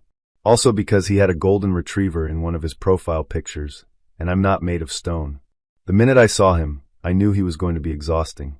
He was already talking to the bartender when I arrived, gesturing with big, theatrical movements, like he was performing to an invisible audience. His hair was styled but intentionally messy, and he wore one of those oversized hoodies that makes everyone look like they're in a lo-fi music video. "Nina," he called out as I approached, arms wide like we were old friends. "You're real. And you're early. That's rare." He hugged me without asking, and I let him, even though I hate being touched by strangers. "I'm exactly on time," I said, smiling politely. "Even better," he said with a wink. I should have left then, but I didn't. We found a table near the edge, the city lights stretching out behind him. I ordered a gin and tonic. He ordered a cocktail called Millennial Pink and made a joke about how real men drink whatever the hell they want. I smiled. It was fine. Not funny, but not offensive. The first 20 minutes were okay. He talked a lot about his job, content strategy for lifestyle brands, his podcast, kind of a relationship debate meets social commentary thing, and his side hustle as a dating coach. That part made me blink. "Wait, you're a dating coach?" "Yeah," he said, like it was the most normal thing. "I help guys get better at first impressions, confidence, stuff like that. You'd be surprised how many dudes don't know how to hold a conversation." I sipped my drink. "And you coach them?" "Through experience. Conversation breakdowns, video analysis, that kind of thing." "Video analysis?" He laughed. "Don't worry. I don't secretly record people. That'd be creepy." I gave a tight smile. Then he changed the subject. Asked about my work. I told him I was a freelance illustrator, mostly children's books and editorial commissions. He said that was cool as hell, and asked if I ever drew my dates after they ghosted me. I laughed. "Not yet, but maybe you'll inspire my next villain." He liked that. I started to relax a little. The light was soft, the breeze warm. The rooftop was buzzing but not too loud. It could have been a decent night. Then I noticed the small black object on the table, about the size of a matchbox.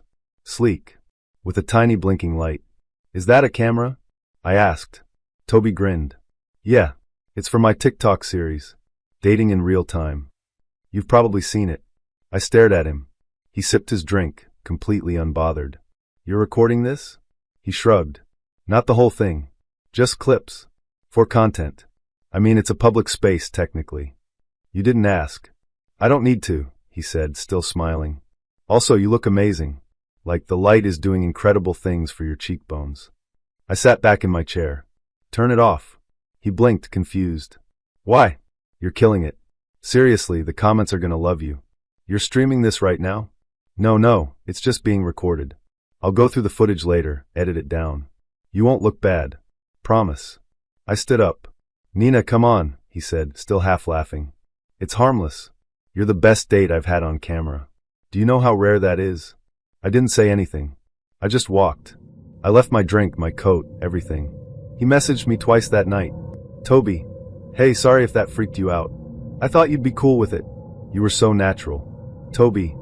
You've got the kind of face that wants to be on camera. I didn't respond. The next morning, I found out he'd posted the video anyway. He'd edited it to make me look like I was flattered. Like I was blushing for him. He added captions like, when she finally meets a real man, and beta female reacts to alpha energy. The comments were brutal. Some said I was low vibe. Others called me a cold fish. One said I looked like I probably had cats and a vibrator collection. Another asked for my @ so they could slide in with better energy. I reported the video. TikTok flagged it for review, but nothing happened. His channel stayed up. So did the clip. I changed all my usernames that day, locked down my accounts, turned off DMs, changed my profile pictures to something neutral, switched to private. I didn't go on another date for a while, and I never went back to that rooftop bar. He said she was crazy. That was the very first red flag. Not that I saw it that way at the time. At the time, it sounded like trust. Like confession. Like he was letting me into a secret. We were sitting on his couch, 2 weeks into whatever it was we were doing. My knees tucked under me, his arm around my shoulder, our third bottle of wine open on the coffee table. He'd just shown me a playlist titled Songs for When I Miss You Already. I remember laughing and saying, "You made this for me?" He smiled. "No," he said. "I made it for her. But she never appreciated it." I tilted my head. "Ex?" He nodded. "Raya. We were together for, I don't know, long enough. But she was intense. Always accusing me of things. Always needing proof I wasn't lying. If I didn't text back fast enough, she'd spiral. She once showed up at my work, crying, because I didn't answer her call during a meeting." He sighed, drained his glass. "She wasn't well," he said. "I tried to help her, but I had to leave. I couldn't keep fixing someone who didn't want to be fixed." I touched his hand. "That sounds hard." He looked at me with this softness, like I'd just passed a test. "You're different," he said. "I can breathe with you." And just like that, I wanted to be the one who made him feel safe. I wanted to be the opposite of crazy. I didn't know it yet, but I was already being recruited. His name was Jude. Jude Latham. He was the kind of handsome that made you second-guess your instincts. Not just good-looking, but composed. Elegant. Like he'd never had to raise his voice to get what he wanted. He worked as a consultant for a high-end architecture firm. Wore dark colors, always smelled faintly of bergamot and clove. He read obscure nonfiction and had opinions about Italian cinema. He owned a Le Creuset Dutch oven and actually used it. From the outside, he was perfect. On the inside, I think he was hollow, but I didn't see that yet. For the first 6 weeks, everything felt curated. He remembered my favorite coffee order, showed up with flowers for no occasion, texted just enough to feel attentive, not clingy. He was careful with compliments, not too many, never generic. He made me feel chosen. He said things like, "You're easy to be around," and "I don't feel like I have to perform with you." I mistook that for intimacy, for honesty. We stayed in more than we went out. That suited me. I liked cooking together, falling asleep to documentaries we never finished. He'd rub my back while I washed my face at night. He brushed my hair once, in silence, while I talked about my mother's illness. He made me feel seen. But little things started slipping through. Once, I teased him about how many unread emails he had on his phone. He didn't laugh. "You always have to criticize," he muttered, and the air went cold. I apologized, even though it had been a joke. He didn't speak for the rest of the night. Another time, I asked if he wanted to come to a friend's birthday dinner. He said he'd think about it. Then the night of, he texted, "Not feeling up to it. Go without me." When I got home, he was sitting in the dark. "You look good in your stories," he said. "Lots of dudes in the background." I blinked. "You watch my stories?" He shrugged. "I just like knowing what you're up to." It didn't feel like a compliment. But still I stayed. Because when it was good, it was incredible. He'd kiss my forehead and whisper things like, "I don't know what I'd do if I lost you." He'd say I made him feel calm, like I was the only thing keeping his life from falling apart. And then one day, I found her. Raya. She messaged me on Instagram. Just a wave emoji. Then, a minute later, "You don't know me, but I think you should." Her profile was private. No bio. One profile photo, an image of her standing on a cliff, wind in her hair. She looked strong. Not crazy. I debated for a day. Then I replied, "Hi, I'm guessing you're Jude's ex." She responded immediately. "He's still doing it, isn't he?" I stared at the screen. "Doing what?" "Making you feel like you're the only one who understands him. Until you start asking questions." I didn't answer. I couldn't. "He lied to you about me, didn't he?" Said I was unstable, controlling, maybe even abusive. I felt my pulse in my throat. "I'm not trying to mess with you," she said. "I'm trying to warn you. Before it gets worse." I didn't want to believe her, but I did, because I'd already started to feel the shift. The way he stared too long when I smiled at a waiter. The way he'd go silent for hours, then act like I was the one being distant. The way he'd say, "I don't want to fight," before I'd even raised my voice. I asked her for proof. She sent screenshots of messages. Long, rambling texts from him. Some apologetic, some threatening, some where he said exactly what he'd said to me, word for word. "You're the only one who gets me. I've never felt this calm with anyone else. I don't know what I'd do if I lost you." Seeing it in black and white made me feel used. Like I wasn't even a person to him. Just a script he was running again. I didn't respond to her after that. I felt like I owed her more. But I couldn't. Not yet. Instead, I confronted him. I chose my words carefully. I spoke to Raya. He froze. He didn't ask how. He didn't ask why. He just said, "She's lying." And then, like a switch flipping, the mask slipped. "She's obsessed with ruining me," he said. "She's been doing this for years. Messaging every woman I date. Making up stories. I should have warned you. She showed me your messages. She faked them. Jude." He stood up. Fast. His wine glass tipped, splashing on the carpet. "You want to believe her? Go ahead. Be like all the rest. Let her poison your mind." His voice was louder now, but still controlled. Measured. I backed away. Just a step. He noticed. "You're afraid of me now," he said. "Seriously?" "I'm just giving you space," I said quietly. "And people call her unstable," he muttered. I grabbed my coat. "My phone. My keys." "Leaving already?" he said. "Did she tell you to do that too?" I didn't answer. I walked out, got in my car, locked the doors. He didn't follow. But for weeks after, he lingered, texting from new numbers. "I miss you. I'm worried about you. You were different." When I didn't respond, they turned colder. "You're not who I thought you were. You lied to me. You're just like her." Eventually, I changed my number. I still think about him sometimes. Not with longing. With unease. With shame. Because I wanted to be the one who saved him. And he knew that. That's the real horror. Not that he lied, but that he told just enough truth to keep me believing he didn't. I've always liked first dates that start with a little anticipation. That extra few seconds where you're scanning the room for someone you've never actually met, hoping they look like their photo but better. That edge of curious feeling. It can be electric. Chris Halden had that effect on me. I spotted him before he saw me, tall, leaning against the hostess podium with one hand in his coat pocket and the other scrolling his phone. He looked cinematic. The kind of man who'd be cast as the mysterious stranger in a slow-burning thriller. Clean cut, but with just enough shadow in his jawline to suggest he didn't care all that much about being perfectly groomed. When he looked up and saw me, his whole face changed. He smiled, but it wasn't rushed. It spread, slow and warm, like he was genuinely pleased.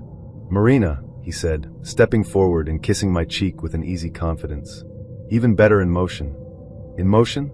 I grinned. "You know, real life. You've got presence." I laughed, half flattered, half cautious. I'd been on enough dates to know some compliments were rehearsed. But this one didn't feel like a pickup line. It felt considered. He helped me with my coat, and I caught a whiff of his cologne, something woody like cedar and smoke. It lingered just enough to make me want to lean in again. The restaurant was dimly lit, with low-hanging lamps and exposed brick walls. The kind of place where the menu was printed on recycled paper and the wine list came in a leather-bound journal. Our table was tucked into a corner, semi-private, with just enough space that our knees could accidentally touch under the table if we leaned the right way. I liked that. I liked the intimacy of it. We ordered wine, Tempranillo for him, something drier for me, and settled into a rhythm that surprised me. Conversation came easily. He asked questions that weren't just filler. Not just, "What do you do?" but "What does that work feel like on a hard day?" "And what kind of kid were you?" I told him about being a speech therapist, mostly working with young children, some with autism, some with developmental delays. I told him how much patience it required, how sometimes progress took months, but when it came, it was like watching someone climb out of a locked room. He listened, really listened. His eyes didn't drift, his phone stayed face down. He asked what it was like to work with kids who didn't speak at all. "It's like learning a new language," I said. "Except no one gives you a dictionary. You have to figure out what they're saying with their bodies, their eyes, until a sound finally comes, and then it's like the earth rearranges itself." "That's beautiful," he said, and I believed he meant it. He told me about his work in logistics, boring on the surface, he admitted, but useful. "I move things from place to place. Quietly. Efficiently. I like being the one who makes things work behind the scenes." I asked if he liked it. He shrugged. "It pays well, and it lets me afford nights like this." He reached out then, fingers brushing mine as he passed the olives. Our hands touched for a second too long to be accidental, and he didn't pull away. The tension between us was subtle, but unmistakable. It curled behind our words, in the way he looked at my mouth when I spoke, or how I leaned closer when he laughed. There was a kind of shared curiosity humming between us. I could already feel the question: what would happen after dinner? By the time we were on our third dish, seared scallops with preserved lemon, I was warm from the wine, and even warmer from the way his foot gently pressed against mine under the table. "I like the way you look at people," he said. "It's like you're trying to figure out who they really are, under all the layers." "Is that a compliment or a warning?" "Both," he said, smiling. "I like women who look closely, even if it makes me nervous." That line, it should have made me pause. But I was caught in the moment. The wine, the light, the way he said my name like it was something he'd already tasted and wanted more of. And then the phone buzzed. Not the sleek one he'd placed on the table earlier. This sound came from behind him. A faint vibration, barely audible under the low music. I noticed it because I notice everything. Occupational hazard. He reached behind him, into his coat pocket, and pulled out a smaller, older phone. Not a smartphone. One of those no-brand, cheap plastic models that reminded me of my first Nokia in high school. He looked at the screen, and just for a moment, the expression on his face went perfectly still. Then he quickly silenced it and shoved it back into his coat. I tilted my head. "Backup phone." He gave a small smile. "Something like that. Work? Just a backup." He waved it away like it didn't matter. Like it was a dead battery or a forgotten receipt. But I'd seen the way his eyes darted when it buzzed. Not alarm. Not guilt. Something else. Calculation. I sipped my wine and didn't press. But something inside me shifted. I excused myself to the restroom. Not dramatically, just a soft smile and a promise to be right back. Inside the stall, I pulled out my phone, opened a search bar, and typed the number. I didn't expect anything. Most people don't list burner numbers anywhere public. But this one was tied to a Craigslist listing. Discreet companionship. No strings. Clean. Confidential. In-call/out-call. Text only. My blood went cold. I stared at the screen. I read it again. There was no mistaking the number. I didn't need to know more. I didn't need to ask him. The ad said everything. I stood there for another minute, the music from the dining room muffled by the door, my heart beating harder than it should have. Then I fixed my lipstick, smoothed my dress, and walked back to the table. He looked up, smile warm. "Everything all right?" I nodded, picked up my purse, and said, "I have to go." His smile faltered. "Wait, what? You okay?" "Early morning," I said. "Sorry. Can I?" "No," I said, grabbing my coat. "Thanks for dinner." He didn't follow. He didn't stop me. He just watched me go, his hands resting neatly on either side of the wine glass I'd left half full. Outside, I breathed in the night air. It was cool, crisp. The scent of city pavement and spring rain. I walked 2 blocks before I called a rideshare. I didn't want him to know my car. I didn't want him to know anything more than he already did. That night, around 1:17 a.m., I got a text from an unknown number. "You're smart. Most don't even check." I stared at it, then deleted it without replying. I blocked the number. Then I blocked his main one too. I locked down my social media. Changed my privacy settings. I even switched my profile pictures to neutral images, flowers, landscapes, things that didn't show my face. I didn't cry. I didn't panic. But I didn't sleep. The next morning, I sat with my coffee and tried to make sense of how something so promising had gone so off. I kept thinking of the way he looked at me, like I was a secret he wanted to keep. And I wondered, was I dinner or was I research? Did he catalog women like me? Did he have a folder with my name? I'll never know. But I do know this. I almost fell for him. I almost let myself believe. And that's what scared me most. I've always been careful. Maybe too careful, some would say. But when you've traveled alone through unfamiliar cities, taken night trains across countries where you don't speak the language, and had one too many men follow you a little too long, you learn to add layers to your peace of mind. That's why I carry pepper spray. It's legal in most places I travel, and where it's not, I substitute with a small canister of dye spray or a shrill keychain alarm. Sometimes both.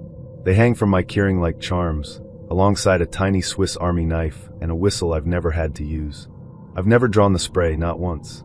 But it's there, and it makes me feel like I have an edge. Like I'm not just prey. I didn't expect it to become an issue on a date. I met Ewan Firth at a travel discussion group in a bookstore cafe in Leeds.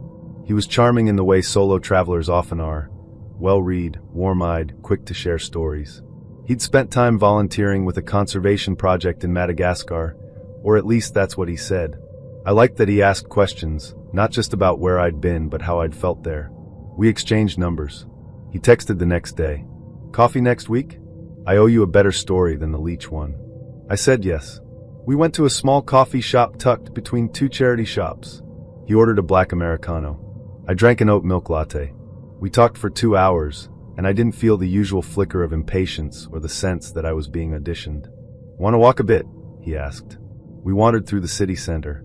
It was still light, a soft early spring dusk. The air smelled like exhaust and bakery bread. We talked about books, the rising cost of hostels, and whether it was ever okay to lie on your travel blog. He said yes. I disagreed. When we reached the car park, I slowed. My rental was only 2 blocks away, but I was already gripping my keys. I always do that on instinct, key between the fingers, pepper spray in my palm. I'll walk you to your car, he said. I smiled. Thanks, but I'm okay. It's dark, he said. Let me. It's only 2 blocks. I insist, he said. He looked at me like I'd just called him useless. But I wasn't trying to offend him. I was just trying to get to my car without feeling like I had to politely manage someone else's ego. I didn't want to argue, so I nodded. We started walking. That's when he saw it. The pepper spray. I wasn't hiding it. It was on my keychain, swinging slightly as I walked. He stopped walking. Is that pepper spray? Yeah, I said. He looked at me like I'd just pulled out a gun. Do you think I'm going to attack you? The tone in his voice changed. It wasn't curious anymore. It was sharp. Accusatory. No, I said. It's just something I carry. He scoffed. Seriously? After I offered to walk you? You think I'm some kind of creep? It's not about you, I said. I carry it everywhere. What? You think every guy is a threat? I didn't answer right away. He kept going. This is what feminism's done, hasn't it? Turned every decent man into a suspect. You can't even accept a gesture without assuming the worst. I stopped walking. Real nice guys, I said. Don't mind that I protect myself. He stared at me. You know what? He said, stepping back. You're paranoid. That's what this is. You're so scared of men, you can't even recognize when someone's being kind. I didn't want to argue. I didn't want to convince him. I just wanted to leave. So I pulled out my phone and called an Uber. Quietly. Calmly. He saw it and laughed. Of course. Can't even walk to your car now. I said nothing. I stood there under the streetlight, keychain still in hand, until the car pulled up. I didn't look back when I got in. I blocked his number that night. Later, I saw he'd posted something vague on Facebook. A text post on a black background. Tired of being treated like a criminal just for being a man. I didn't comment, but I read the replies. They were full of preach, and same here, and this is why I don't even try anymore. All from men. And a few women who said, some girls just like drama. I wonder what would have happened if I hadn't had the pepper spray.